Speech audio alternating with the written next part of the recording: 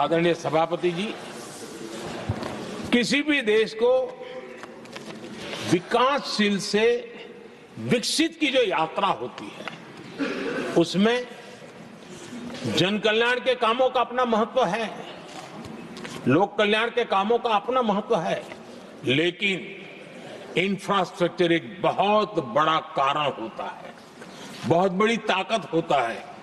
और विकासशील से विकसित की यात्रा इंफ्रास्ट्रक्चर से गुजरती है और हमने इंफ्रास्ट्रक्चर का महत्व को समझा है और हमने इस पर बल दिया है। और जब इंफ्रास्ट्रक्चर की बात होती है तो ये भी जरूरी है कि वो समय सर पूरे हो, जिसकी हम कल्पना करें, योजना करें, आवश्यकता समझे, लेकिन लटके रहे तो उसका फायदा नहीं मिलता है, उससे टैक्स पेयर का पैसा भी बर्बाद होता है और देश उस लाभ से वंचित रह जाता है, अनेक सालों तक इंतजार करता है, उसका बहुत बड़ा भारी नुकसान होता है जिसको शब्दों में गिना नहीं जा सकता है।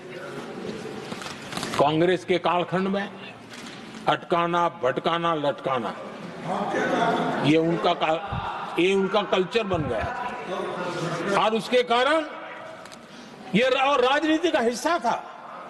किस प्रोजेक्ट को करने देना, नहीं करने देना, उसमें राजनीतिक तराजू रहता था। सबका साथ सबका विकास का मंत्र नहीं होता था। एक भी नहीं होता।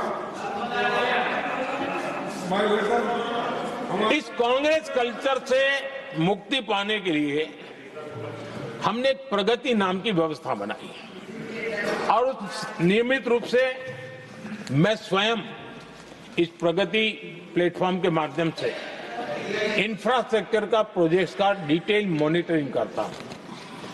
कभी ड्रोन से भी उस एरिया की वीडियोग्राफी और लाइव इंटरेक्शन करता हूं, काफी मैं उसमें इन्वॉल्व रहता हूं। करीब करीब 19 लाख करोड़ रुपए के ऐसे जो प्रोजेक्ट अटके पड़े हुए थे किसी न किसी कारण से, राज्य और केंद्र का कोऑर्डिनेशन नहीं होगा, एक डिपार्टमेंट का दूसरे डिपार्टमेंट से कोऑर्डिनेशन नहीं होगा, फाइलों में कहीं लटका पड़ा होगा, इन सारी चीजों का रिव्यू करता हूं। और ऑक्सफोर्ड यूनिवर्सिटी ने उस पर अध्ययन किया, इस प्रगति के हमारे इनिशिएटिव पर, और बहुत बड़ा उसने अच्छा रिपोर्ट दिया है। और उसमें उसने एक बहुत बड़ा सुझाव दिया है। उसने कहा प्रगति के इनिशिएटिव के बारे में कहा है, उन्होंने कहा प्रगति के अनुभवों से सीखते हुए अन्य विकासशील देशों के पास भी इंफ्रास्ट्रक्चर के विकास में क्रांति लाने का एक मूल्यवान अवसर है। ये प्रगति को सभी डेवलपिंग कंट्रीज के लिए उन्होंने सुझाव दिया। पहले काम कैसे होते थे, मैं तथ्यों के साथ कुछ उदाहरण देना चाहता हूं ताकि पता चले कि कैसे देश को नुकसान किया गया है। मैं ये नहीं कह रहा हूं हर कुछ एक ही व्यक्ति ने जानबूझ के किया होगा, लेकिन कल्चर डेवलप हो गया और उसका परिणाम हुआ। अब देखिए उत्तर प्रदेश में हम एग्रीकल्चर, किसान, भाषण तो बहुत बढ़िया दे देते हैं, अच्छा लगता है, भड़काने का काम करने में क्या जाता है, कुछ इन्वेस्टमेंट तो है ही नहीं, भड़काते रहो दुनिया को, कोई काम तो करना नहीं है। उत्तर प्रदेश में कृषि के लिए एक अहम योजना थी, सरयू नहर परियोजना। सरयू नहर परियोजना 1972, सोचिए साहब, 1972 में स्वीकृत हुई थी, 5 दशक तक लटकी रही। 1972 में जिस योजना को सोचा गया, योजना बनी, फाइल पे स्वीकृत हो चुकी, 2021 में हमने आकर के इसको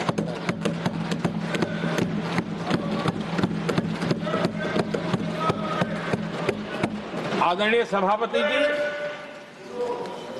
जम्मू कश्मीर की उधमपुर श्रीनगर बारामूला रेल लाइन,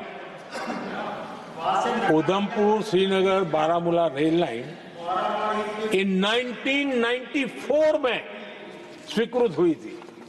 1994 में ये रेल लाइन भी वर्षों तक लटकी रही। 3 दशक बाद आखिरकार हमने 2025 में इसे पूरा किया।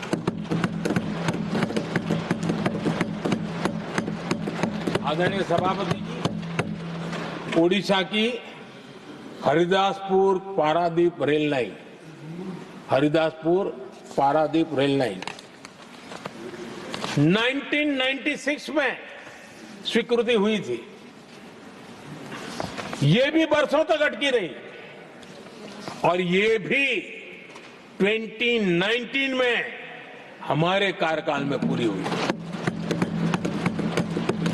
आदरणीय सभापति जी, असम का बोगीबील ब्रिज 1998 में स्वीकृत हुआ था।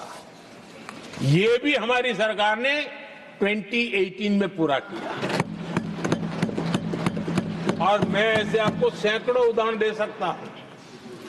अटकाना, लटकाना, भटकाना, ये कल्चर कितने देश को बर्बाद किया है, सैकड़ों उदाहरण दे सकता हूं। आप कल्पना कर सकते हैं,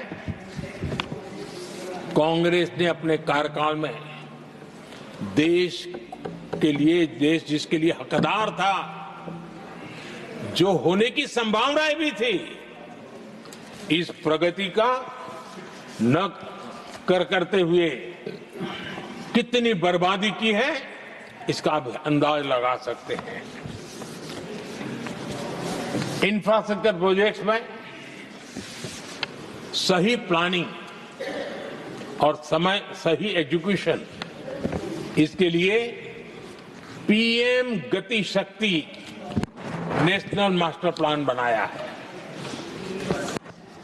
पीएम गति शक्ति में जो लोग डिजिटल वर्ल्ड में इंटरेस्टेड हैं, उनके लिए जरूरी है समझना, और मैं तो चाहूंगा इसको राज्यों ने भी उपयोग करना चाहिए। पीएम गति शक्ति प्लेटफॉर्म में 1600 डेटा लेयर्स हैं हमारे देश के अलग अलग कामों के, और निर्णय प्रक्रिया को तेज करते हैं, सरल करते हैं, और उसको लागू करने में भी बहुत तेजी से उसको लागू किया जा सकता है। तो आज गति शक्ति प्लेटफॉर्म अपने आप में एक बहुत बड़ा इंफ्रास्ट्रक्चर के काम को गति देने वाला आधार बन गया है।